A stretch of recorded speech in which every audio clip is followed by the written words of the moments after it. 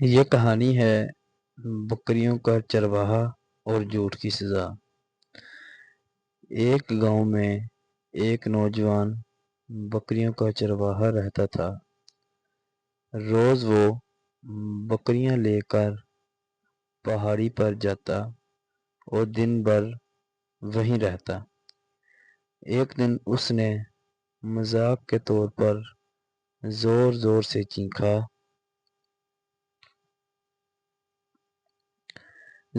سے چیخا، مدد کرو مدد کرو، بھیڑیا آ گیا ہے۔ گاؤں کے لوگ فوراً دوڑے آئے۔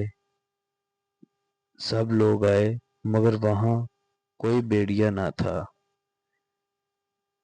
چرواہا ہنسا زور سے اور بولا، میں تو مذاق کر رہا تھا آپ سے، کوئی بھیڑیا نہیں ہے۔ لوگ ناراض ہو کر واپس گاؤں چلے گئے۔ چند دن بعد اس نے پھر یہی مذاق کیا، چیخا پکارا کہ لوگوں بچاؤ، بھیڑیا میری بکریوں کو کھا گیا ہے۔ لوگ پھر دوڑے آئے اور پھر شرمندگی سے واپس چلے گئے کیونکہ وہیں پہ کوئی بھیڑیا نہ تھا۔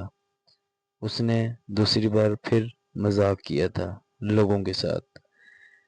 پھر ایک دن ایسا ہوا کہ سچ مچ میں بھیڑیا آ گیا۔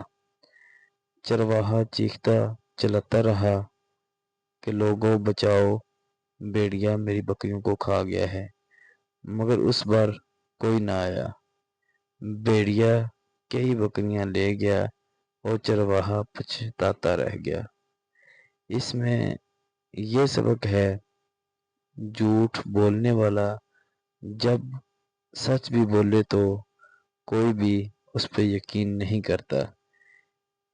اس لیے کہتے ہیں کہ کبھی بھی مذاق میں بھی جھوٹ نہیں بولنا چاہیے۔